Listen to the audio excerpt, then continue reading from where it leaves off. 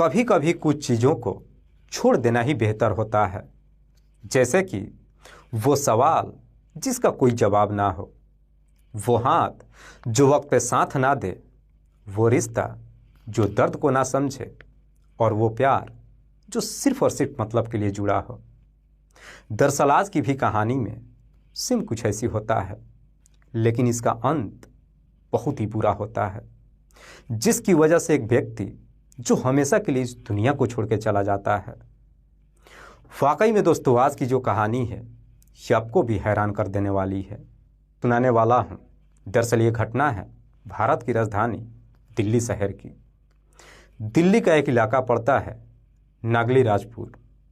बात कर रहा हूँ मैं 20 अक्टूबर की शाम के करीब 4 बजे के आसपास।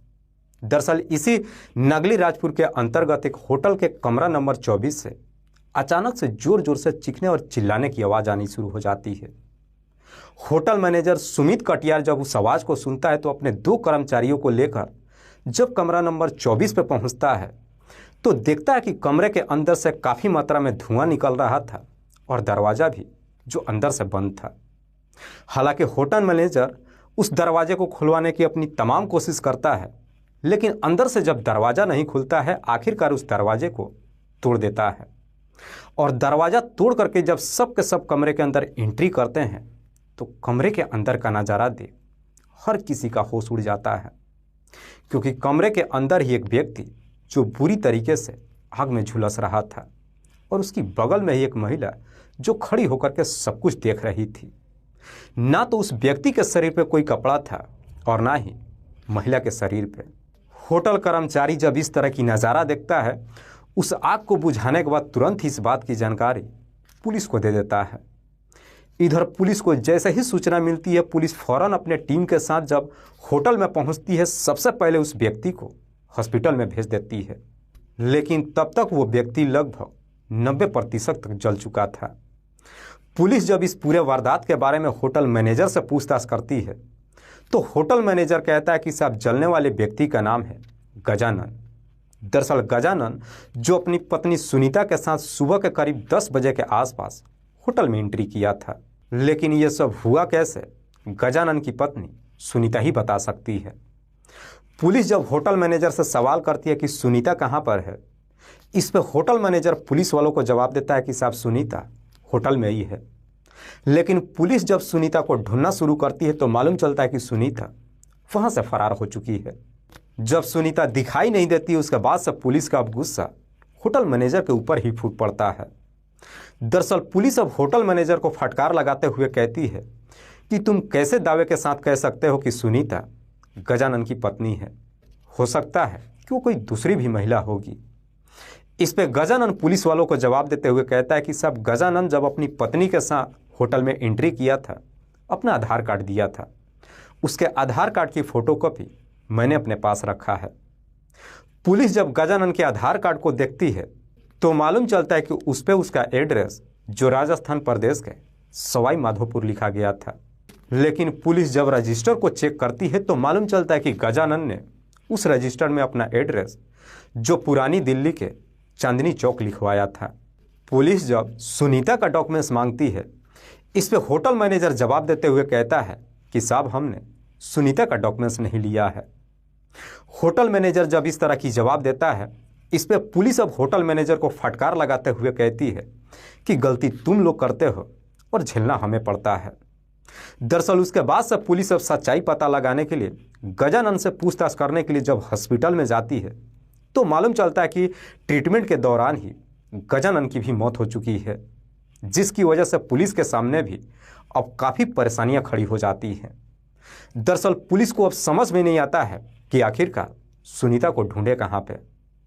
पुलिस जा करके जब होटल के उस सीसीटीवी को चेक करती है तो उस सीसीटीवी के अंदर सुनीता का चेहरा साफ तो दिखाई देता है, लेकिन पुलिस को समझ में नहीं आता कि इतनी बड़ी दिल्ली शहर में सुनीता को ढूंढे कहाँ। इसीलिए पुलिस सबसे पहले इस बात की जानकारी गजानन के परिवार वालों को राजस्थान में दे देती है।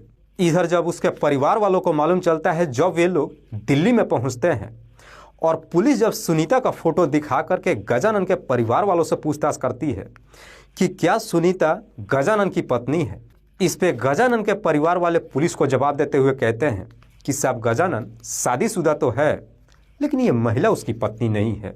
दरअसल गजानन के परिवार वाले जब सुनीता को पहचानने से इनकार कर देते हैं, उसके बाद से पुलिस अब डेड बॉडी को उनके हवाले करने के बाद से गजानन के बारे में पता लगाने के लिए पुरानी दिल्ली के चांदनी चौक में जाती है, जहां का एड्रेस गजानन ने रजिस्टर में लिखवाया था।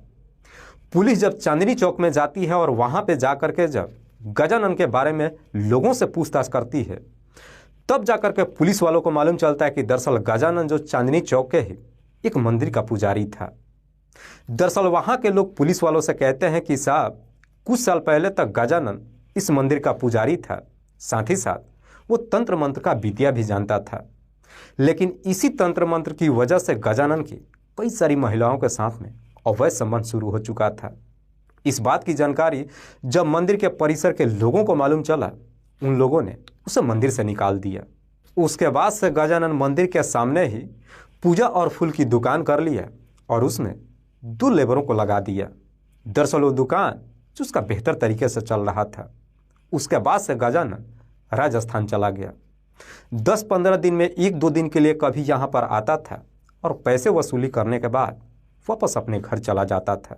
पुलिस को जब इतनी सारी जानकारी मिल जाती है, उसके बाद से पुलिस भी अब पूरा यकीन कर जाती है कि दरअसल सुनीता भी उन्हीं सारी महिलाओं में से एक होगी। लेकिन सबसे बड़ा प्रॉब्लम था कि पुलिस सुनीता को ढूंढे कहाँ। इसीलिए पुलिस अब सुनीता के बारे में पता लगाने के लिए गजानन के मोबाइल नंबर का कॉल डिटेल्स निकालती है और ख़ास करके 20 अक्टूबर के कॉल डिटेल्स को चेक करती है, क्योंकि पुलिस को लगता है कि गजानन जब राजस्थान से दिल्ली में आया होगा तो 20 अक्टूबर को सुनीता से जरूर बातचीत किया होगा।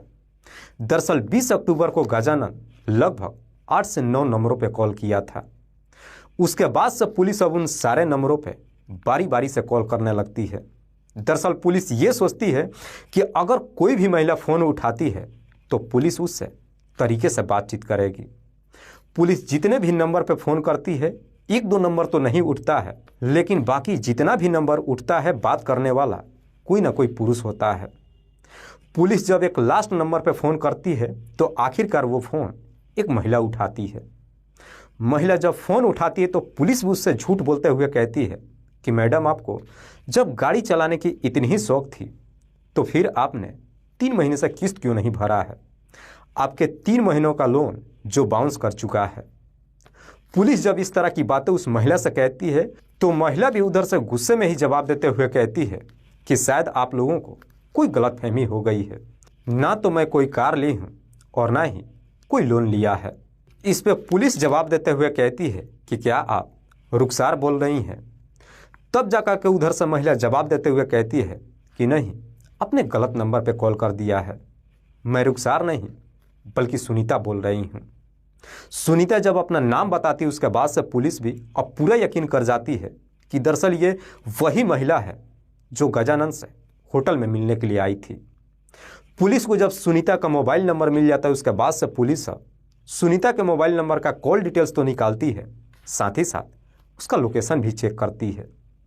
डिटेल्स को जब चेक करती है तो मालूम चलता है कि सुनीता पिछले कई महीनों से गजानन से फ़ोन के जरिए बातचीत करते आ रही थी और उसका लोकेशन जो नोएडा के सेक्टर 29 का दिखाई दे रहा था।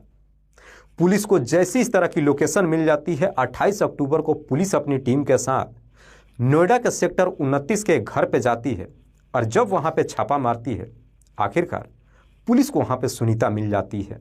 पुलिस जब सुनीता को गिरफ्तार करके थाने में लेकर आती है और जब सुनीता से गजानन की हत्या के बारे में पूछताछ करती है तो इसे सुनने के बाद सुनीता भी रोने लगती है और रोते हुए पुलिस वालों को एक कहानी सुनाती है।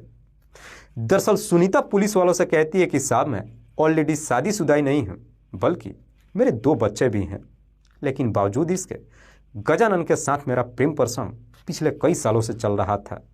दरअसल गजानन जो मुझसे शादी की जिद कर रहा था, लेकिन मैं उससे शादी करना ही नहीं चाहती थी। 20 अक्टूबर को जब हम लोग होटल में मिलने के लिए गए, हम दोनों के बीच में संबंध तो बना ही, लेकिन उसके बाद से गजानन फिर से मुझसे शादी करने का जिद करने लगा। जब मैं उसे इनकार कर दी, उसने अपने शरीर पर पेट्रोल छिड़क करके खुद को आग के हवाले कर लिया।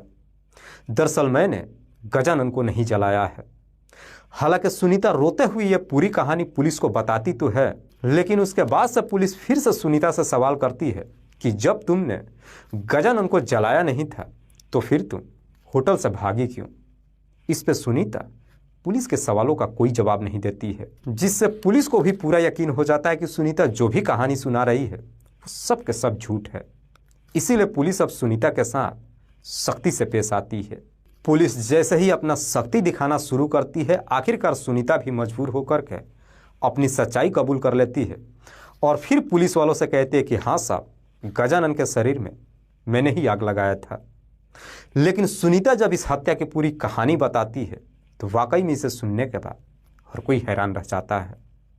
दरअसल इस कहानी की शुरुआत होती है घटना से ठीक लगभग 8 साल पहले। दरअसल सुनीता, जो मूल रूप से बिहार प्रदेश के पटना शहर की रहने वाली है। सुनीता के पति का नाम है विनोद कुमार, जो दिल्ली के ही रेलवे में इलेक्ट्रीशियन का कर्मचारी है। रेलवे में नौकरी होने की वजह से विनोद को जामा मस्जिद के रेलवे कॉलोनी में एक कमरा मिल जाता है। उसके बाद से विनोद बिहार से अपनी पत्नी सुनीता को दिल्ली में बुला लेता है और फिर रेलवे कॉलोनी के कमरा में अपनी पत्नी के साथ रहने लगता है। दरअसल विनोद, जो कि देखने में बेहद ही सीधा साधा है, सिर्फ अपने काम से काम रखता है, लेकिन उसकी पत्नी सुनीता जो नए जमाने की महिला है। सुनीता जब बिहार से चल करके दिल्ली शहर में आती है और दिल्ली की जब चकाचौंध को देखती है, उसके बाद से सुनीता जहां तहां घूमने लगती है। समय बेहतर तरीके से तो गुजरता है। 3 सालों के अंदर ही सुनीता 2 बच्चों की मां भी बन जाती है। लेकिन 3 साल के बाद एक दिन सुनीता जब इसी चांदनी चौक के उस मंदिर में पूजा करने के लिए जाती है और जब इधर मंदिर के पुजारी गजानन पहली बार सुनीता को देखता है तो सुनीता की खूबसूरती देख पहली नज़र में उसका दीवाना हो जाता है। दरअसल उसके बाद से गजानन कोई ना कोई बहाना करके सुनीता से बातचीत करने लगता है, जो बातें सुनीता को भी पसंद आ जाती है। और जब भी मंदिर में पूजा करने के लिए जाती है तो खुद जानबूझ करके यह गजानन से बातचीत करने लगती है। और बातचीत करते करते आखिरकार गजानन और सुनीता के बीच में प्रेम प्रसंग शुरू हो जाता है। दोनों के बीच में जब प्रेम प्रसंग शुरू होता है, उसके बाद से जब भी इन दोनों को मौका मिलता है एक दूसरे से मुलाकात कर लेते हैं और गजानन भी सुनीता के ऊपर ढेरों सारे पैसे उड़ाने लगता है, जिसकी वजह से सुनीता भी अपने आप को पूरी तरीके से गजानन के हवाले कर देती है। पर जैसे ही कुछ महीनों का समय गुजरता है, एक दिन इस बात की जानकारी मंदिर के परिसर के लोगों को मालूम चल जाता है और फिर गजानन को मंदिर से निकाल देते हैं। गजानन जब मंदिर से बाहर निकल जाता है, उसके बाद से मंदिर के सामने ही पूजा और फूल की एक दुकान कर लेता है और जब दुकान करता है, दुकान भी बेहतर तरीके से चल पड़ता है। जब ठीक ठाक कमाई होने लगती है, उसके बाद से गजानन अपनी दुकान में 2 लेबरों को रख देता है और फिर अपने पैतृक गांव राजस्थान चला जाता है। 10-15 दिन में दिल्ली आता है। पैसे वसूली करने के बाद 2-3 दिन तक दिल्ली में ठहरता है। सुनीता से मुलाकात करने के बाद फिर से वापस अपने घर चला जाता है। ये सिलसिला लगभग 5 सालों तक चलता है, लेकिन इस बात की जानकारी सुनीता के पति विनोद को कभी नहीं मालूम चलता है। दरअसल गजानन जब दिल्ली को छोड़ देता है, उसके बाद से सुनीता भी रेलवे कॉलोनी का कमरा छोड़ देती है और फिर अपने पति और बच्चों को लेकर के नोएडा के सेक्टर 29 में चली जाती है और फिर सेक्टर 29 में ही एक किराए का कमरा लेकर के रहने लगती है। जब 4 से 5 सालों का समय गुजरता है, एक दिन सुनीता को मालूम चलता है कि दरअसल गजानन जो अपने गांव में अपनी पैतृक जमीन लगभग 25 लाख रुपयों में बेचा है। इस बात की जानकारी जब सुनीता को मालूम चलता है, जब एक दिन गजानन सुनीता से मुलाकात करने के लिए आता है, तो सुनीता भी गजानन के सामने अपनी दुखों का पहाड़ रख देती है और रोते हुए कहती है कि मुझे अभी 10 लाख रुपयों की ज़रूरत है। 10 लाख रुपयों की ज़रूरत जब बताती है, चूँकि उसी वक्त इधर गजानन जो 25 लाख रुपये में अपनी ज़मीन बेचा था, उसमें से 10 लाख रुपया सुनीता को कर्ज के नाम पे दे देता है। सुनीता वो 10 लाख रुपया तो ले लेती है, लेकिन लेने के बाद उन पैसों को खर्च कर देती है। दरअसल सुनीता सोचती है कि वो 10 लाख रुपया गजानन को कभी नहीं लौटाना पड़ेगा।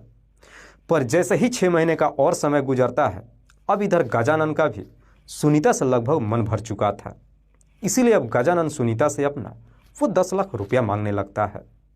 हालांकि 10 लाख रुपया जब मांगता है, सुनीता उसे कोई ना कोई बहाना बनाकर टाल तो देती है, लेकिन सुनीता के पास ना तो कभी 10 लाख रुपया हो पाता है और ना ही गजानन को देने के लिए कभी वादा करती है। इस बीच में गजानन कई बार दिल्ली में आता है, सुनीता से मुलाकात करता है और जब भी पैसों की डिमांड करता है, सुनीता कोई ना कोई बहाना बना करके कह देती है कि मैं पैसों का इंतजाम कर रही हूँ। लेकिन सुनीता जब अपनी तमाम कोशिश कर लेती है और जब उसके पास 10 लाख रुपयों का इंतजाम नहीं हो पाता है और इधर गजानन भी जो पैसे मांगने से जब पीछे नहीं हटता है, तो आखिरकार सुनीता मजबूर होकर के अब गजानन को ही हमेशा के लिए इस दुनिया से हटाने का ही तय कर देती है।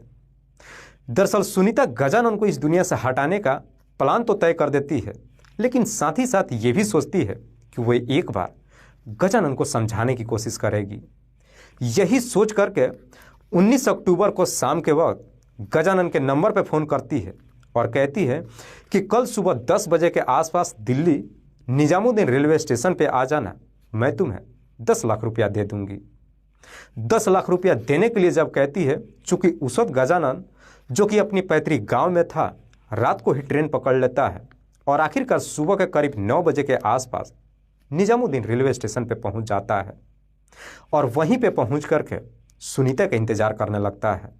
दरअसल सुनीता जब गजानन से मुलाकात करने के लिए जाती है तो अपने प्लान के तहत ही एक 2 लीटर के बोतल में पेट्रोल भर लेती है और उसे अपने बैग में छिपा लेती है। सुबह के करीब 10 बजे के आसपास जब निजामुद्दीन रेलवे स्टेशन पर जाती है और जब गजानन से मुलाकात होती है तो मुस्कुराते हुए उसे कहती है कि मैं तुम्हें पैसे तो दे ही दूंगी, जब आ ही गए हो तो क्यों ना चलकर होटल में मुलाकात कर लेते हैं। गजानन भी इसके लिए तैयार हो जाता है और फिर नागलोई राजपुर के अंतर्गत एक होटल में लेकर के जाता है और होटल के रिसेप्शन पे अपना आधार कार्ड जमा कराने के बाद कमरा नंबर 24 बुक कर लेता है। दरअसल कमरा नंबर 24 के अंदर जब दोनों जाते हैं, दरवाज़ा बंद करने के बाद सबसे पहले दोनों अपनी हसरतें पूरी करते हैं। गजानन की जब अपनी हसरतें पूरी हो जाती है, उसके बाद से सुनीता से वो 10 लाख रुपये मांगता है। तो सुनीता भी उसे समझाते हुए कहती है कि मैं इतने सालों से तुम्हारी सेवा कर रही हूँ, उन पैसों को छोड़ दो। लेकिन गजानन भी कहता है कि ये नहीं हो सकता है, उन पैसों के बारे में मेरे परिवार वालों को मालूम है, मुझे वो पैसा हर हाल में चाहिए। सुनीता को जब पूरा यकीन हो जाता है कि गजानन उसकी बात नहीं मानने वाला है, उसी वक्त ही अपने बेड से नीचे उतरती है, बैग के अंदर से उस बोतल को निकालती है और ढक्कन खोलने के बाद सारा पेट्रोल गजानन के शरीर पर छिड़क देती है। इससे पहले कि गजानन कुछ समझ पाता, सुनीता उसे आग के हवाले कर देती है। दरअसल उस वक्त ना तो गजानन के शरीर पे कोई कपड़ा था और ना ही सुनीता के शरीर पे। सुनीता को पूरा यकीन था कि जब तक दरवाज़ा खुलेगा गजानन की मौत हो जाएगी। लेकिन जैसे ही इधर आग लग जाती है, गजानन जब चीखना चिल्लाना शुरू करता है और उसकी आवाज़ें जब होटल मैनेजर को सुनाई देता, अपने कर्मचारियों के साथ कमरा पे पहुंच जाता है और आनन फानन में दरवाजे को तोड़ देता है। चूंकि उस वक्त गजानन की सांसें चल तो रही थी, होटल के कर्मचारी कैसे भी करके उसे बचा लेते हैं, लेकिन जब उसे हॉस्पिटल ले जाया जाता है तब तक इधर सुनीता को लगता है कि शायद गजानन बच जाएगा और सारी पोल खुल जाएगी। इससे पहले कि पुलिस जा करके गजानन की बयान ले पाती, सुनीता मौका देख करके होटल से फरार हो जाती है। वाकई में सुनीता जब ये पूरी कहानी पुलिस को बताती है, खास करके जब इसका असलियत उसके पति विनोद को मालूम चलता है, तो विनोद भी एकदम से चौंक जाता है। पुलिस उसकी बयान लेने के बाद अगले दिन जिला अदालत में पेश करती है, जहां से सुनीता को जेल भेज दिया जाता है।